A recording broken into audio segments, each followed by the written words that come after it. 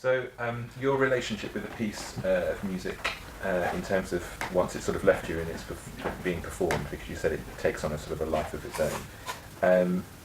So how do your feelings towards the piece change over time, do you think? Well, then there's a whole period where you have to get to know the piece, because you've known it in one way while you've been writing it, but you don't really know it. And then you hand it over to people. So you're handing, I mean, I don't have children, but I imagine it's kind of like you're handing over your baby to somebody who, the new carers, the new guardians. And while they're looking after it, you're getting to know this person, you're getting to know this piece. And you're discovering it, you're listening to it, and you're thinking, But mixed in with the getting to know it, you're also getting to know the performers who are also getting to know it. So you're not fully hearing it as it should be heard. And there are always moments of questions where you're asking yourself, is that what I intended? Is that what I wrote? Is that really what I wrote? Or who's making a mistake here? Is it me in the writing? Is it them? You know, what? So there's always a moment of questioning. It's always interesting to listen back to pieces that you've written and you've sort of forgotten about, and then you revisit somewhere down the line. But it's almost in the sense that you invest so much time in creating this one work or piece or whatever it may be, that it sort of stays in your memory forever. How easy is it to adjust to that?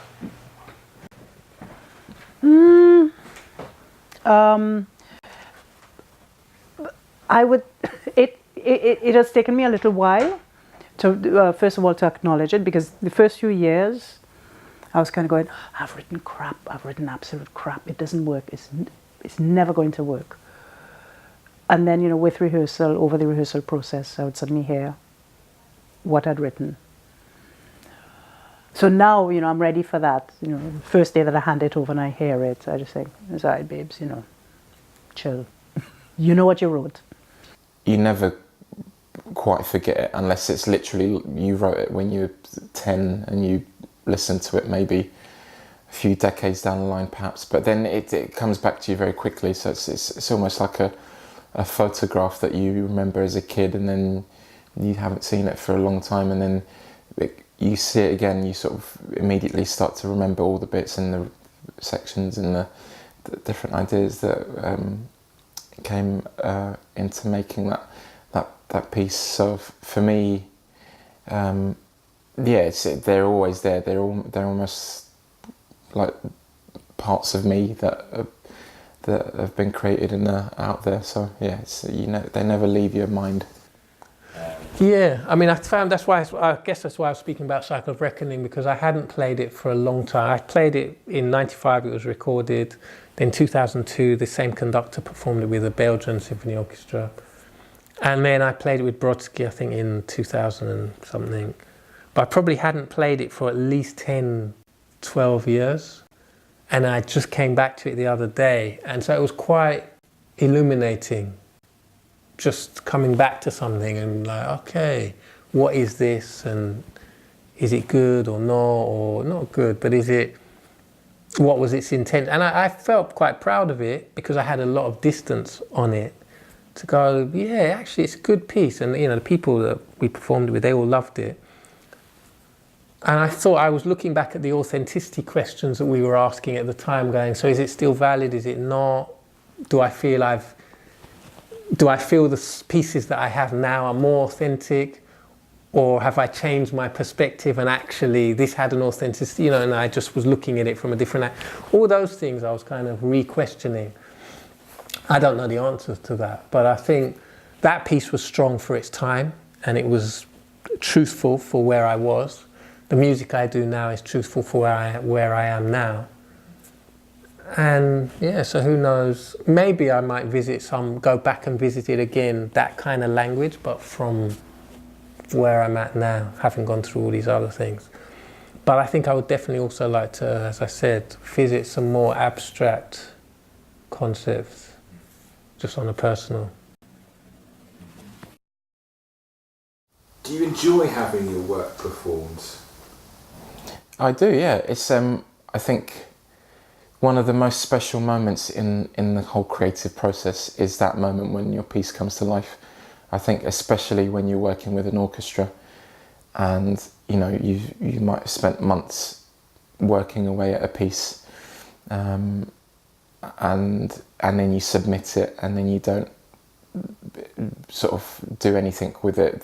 They might be learning the piece, or the parts are being printed and distributed to the players, and then it comes to the first rehearsal or the first performance and you sort of sit down in front of the orchestra. Sometimes you might be in a hall or a rehearsal situation where no one else is there, it's just you. So it is a bit of a magical moment when that piece comes to life and you it sort of all comes together, and it is definitely worth it. All the work that comes to the culmination at that point is it's hard to describe in words. I think it's magic.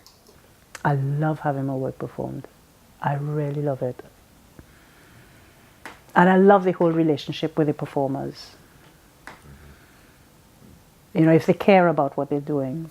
It's a sort of an intimacy that you share with performers that you don't necessarily share with ordinary people. It's a part of you that is just so, I don't know how else to put it. It's a very profound part of you, and that's being shared with performers. And I find very often there's a sort of bond that then gets created with, performers of your work. So it's like you know them on an intimate level. It's like when or with other composers, I found that, when we know each other's work and we know it intimately because we've gone into each other's scores, you kind of go, well, kind of know each other, So what aspects of that process do you dislike? What aspects do I probably the grafting and the sort of the late nights and the constant rethinking of passages, or should I do this or should I do that, or did I do this bit right, or could I have done this bit better?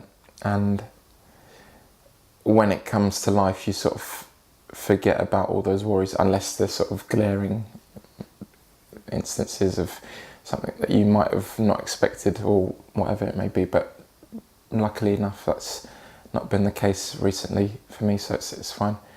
But it's definitely a magical process, and it become sort of makes it all worth it. You in that one moment you sort of forget about all the struggle and stress that you might have had prior to that moment, and it's a great sense of calm and pleasure that you get from it.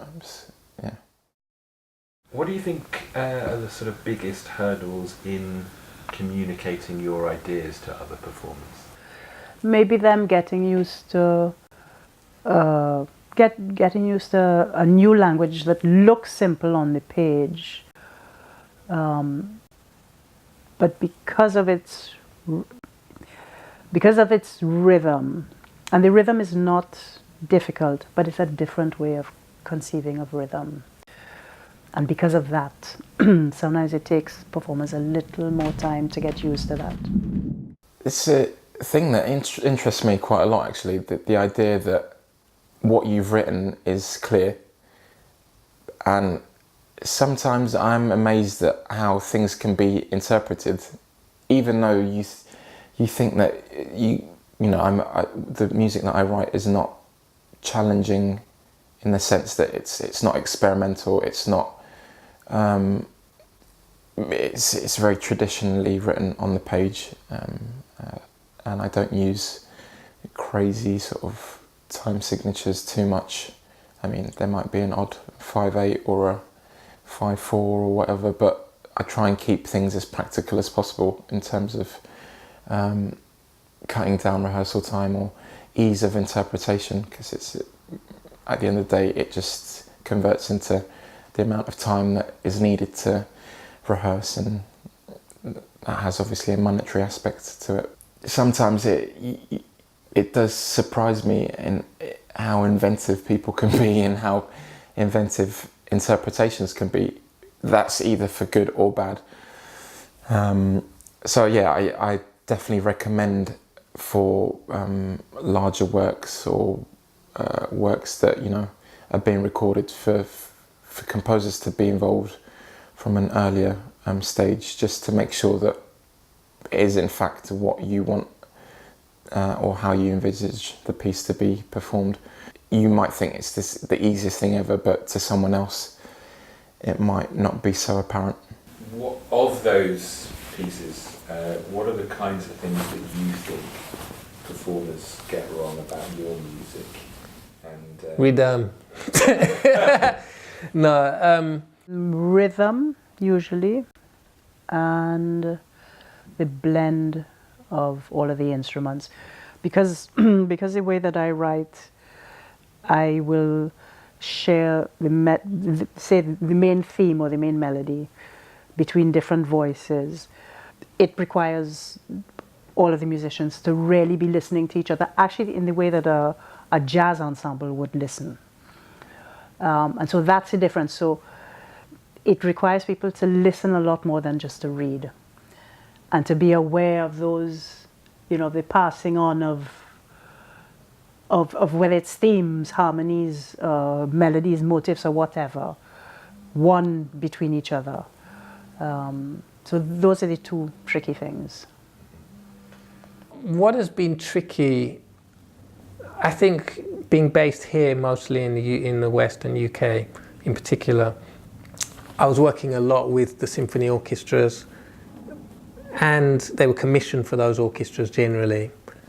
And it was quite difficult to, again, coming back to Cycle of Reckoning, there was a naivety I had in those pieces where I wrote things, and later I didn't go there again, to do with rhythmical concepts of triplets and things going across bar lines and things. And then I found that to be quite tricky, that I managed to find a way to make it easier for them to play it quickly because of the practicalities of having 1 hour rehearsal before doing concerts and all those things. So you try as a composer to make it, you know, practical. As I was trying to bring in African influences into the pieces, sometimes that language was very different for Western classical players trained in classical music.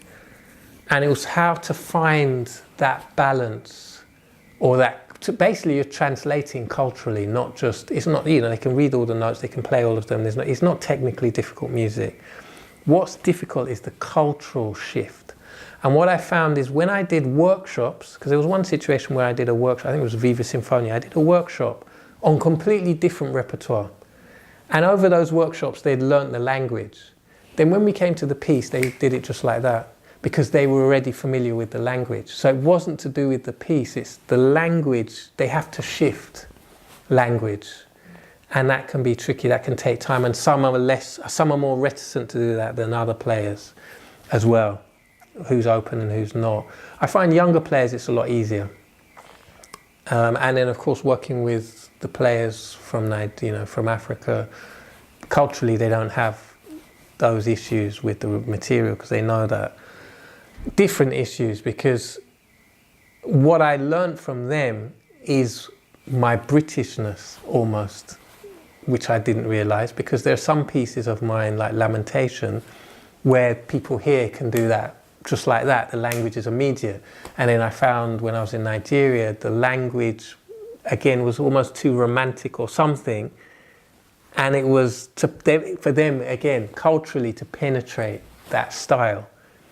So it was interesting. I guess I sit somewhere in all of that, but I didn't see that it would be both ways. But it is both ways culturally, the translation. It's difficult to say, because there's different things to look out for in different contexts. In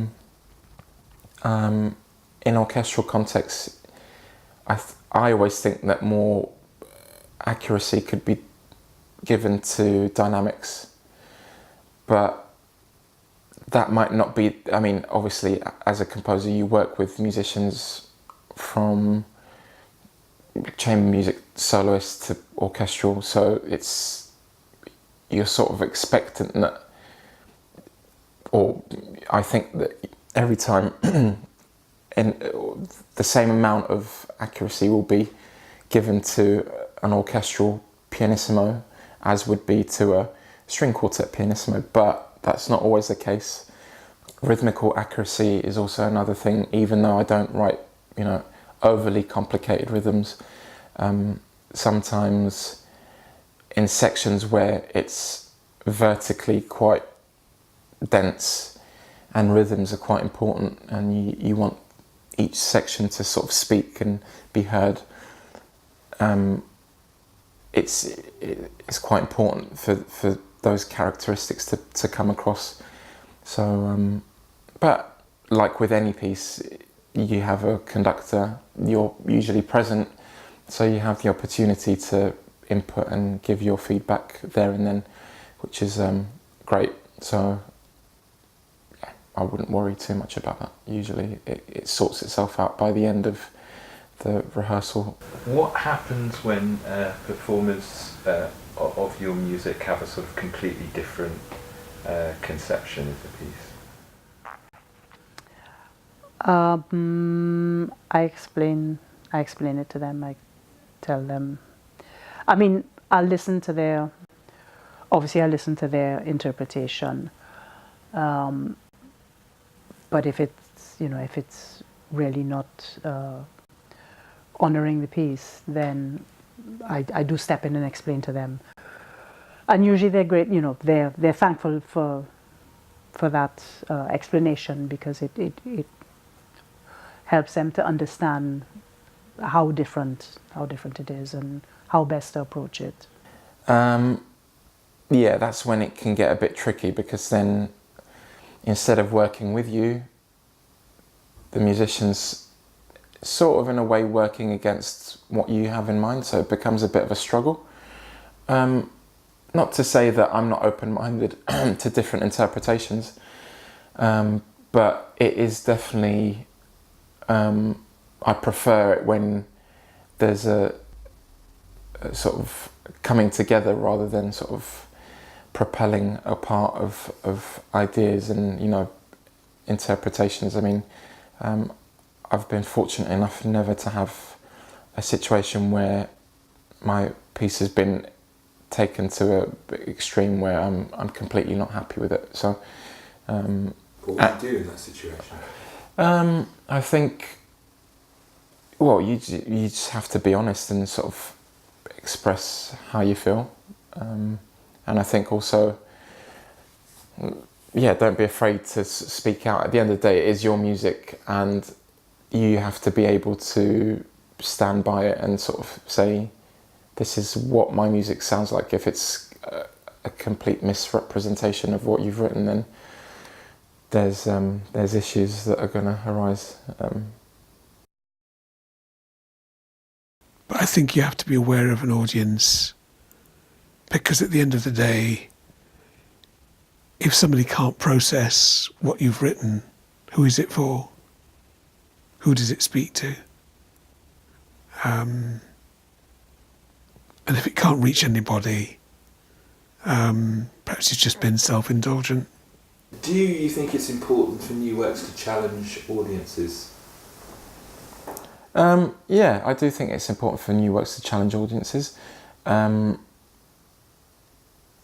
Otherwise, it wouldn't be a new work then, really. I mean, no one wants a piece or pieces or that are on repeat. I mean, I think in a way that's the problem with classical music. It's so based in the past.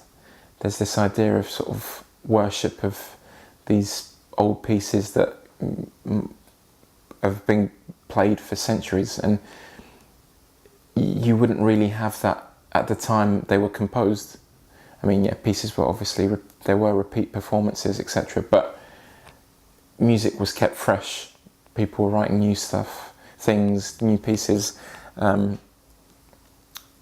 Whereas now, I feel sometimes we hark back to the past too much, pieces that were written centuries ago. Why are we not focusing on new music? You wouldn't have it in any other genre. You wouldn't have a pop piece that is song or whatever played constantly for centuries. I mean, of course there are classics, etc., etc., but the whole premise of music is that you write something new and you constantly create new things. So for me, it's always intriguing to understand and to know that within classical music, it is this realm of. Maybe that's why people think it is a bit dated. It is. I don't want to say boring, but stodgy in the sense that it's too stuck in the past, rather than leaving that and pushing what can come or what may come. Very last question of the whole thing. Do you think it's important for new music to push boundaries, and what do you understand by that term? Yeah, I think it's important for music to push boundaries, but we have to be very careful about what we mean by that term, because I think a lot of people think pushing boundaries is doing something new or doing something no one's ever done or something crazy, that all these things. For me, it's twofold in the sense that musically pushing boundaries, and the whole array of whatever you could think of, whether it's using new instruments, whether it's something new that you have to say within the music, or whether it's the ideas that you're exploring or championing, and also my own, to return to the sort of BAME idea, it's the idea of representation, I suppose. You're, as a composer who is of mixed origin, I am representative of that, and I try to push boundaries for the greater good of the sort of community of black or mixed or wherever you might come from, composers and musicians. So that's how I understand it between those two sort of aspects.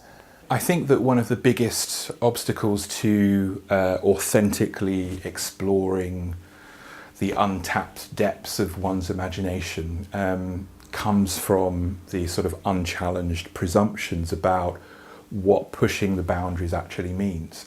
I think most composers will agree that it's important for new music to push boundaries, but I suspect that few have actually bothered to unpack what is meant by that statement. And I think for some it simply means pushing boundaries with respect to harmonic language or sonic elements, texture, timbre and the like, using conventional instruments. And I think if that's the goal, if the goal is pushing the boundaries with respect to harmonic language and sonics, I'm sort of amazed by how so few composers explore seriously that question within the realm of electronic music, which obviously has so much potential with respect to providing those new harmonies and textures and timbres. And I think for this reason, most of the sort of genuinely new music that really is pushing boundaries is actually coming from places outside of mainstream classical music. Most of the concert music that I hear, whilst being really good music, is sort of incredibly dated in that regard. And I think that as composers, we need to be honest and admit, well, actually, pushing the boundaries is sort of quite low on my list of priorities, which is like a perfectly legitimate response. Or they need to do the thing that they claim that their music, sets out to do. Using, extended, technique, cello, multiphonic that you Googled doesn't automatically make you a composer that is advancing the frontiers of new music. Is it possible, for instance, for mainstream contemporary classical music to embrace musicians from other traditions and not be considered crossover or non-classical? I think that advancing the new is a very worthy objective, but I do think as a sort of community, we need to ask whether there are other ways to achieve this. I've always tried to push boundaries, but that can sometimes just be an internal thing. It doesn't have to be the new, you know, the exciting, the different. It's more about, again, always authenticity. What are we trying to say? What's the essence of what we're trying to say? Are we doing that in the right way? And so you try different angles for doing the same thing. Some people could say, oh, you play kora with symphony orchestra, that's pushing the boundaries. Not really. That's just, okay, you're the first person to put kora with, that's not the boundaries. The boundaries are much more subtle than that. They're cultural. They're internal to do with the music. They're conceptual, so that you would say, getting a classical musician to think in an African modality or in an African concept of rhythm, that is a boundary, rather than kora with orchestra. That's not. This is what I mean, where we have to be careful with what we mean by the boundaries. And I think in those ways, cross-cultural work is interesting for that, but not in the way we think. It's not on the outside, it's all the subtle things that are going on the inside. Classical musicians having to think in a different way, think more about embrace the spontaneity of traditional musicians who are not reading, for example. Then in the same way, traditional musicians having to adjust to a very structured way of working in terms of the form and still find their way within that. These are moving boundaries. You may not see them obviously, but those are the things of interest, because that's where the musicians are growing. That's where the artists are growing. And that's where it's interesting. And I think composers through history that have done that, they're responding to the challenges of their time, but then they're doing that in a timeless manner. And that's what we try to do. And that's why I have issues. If it's just doing this, it's not timeless. It's just of our moment. Whereas the harder thing is to do that within the sweep of history.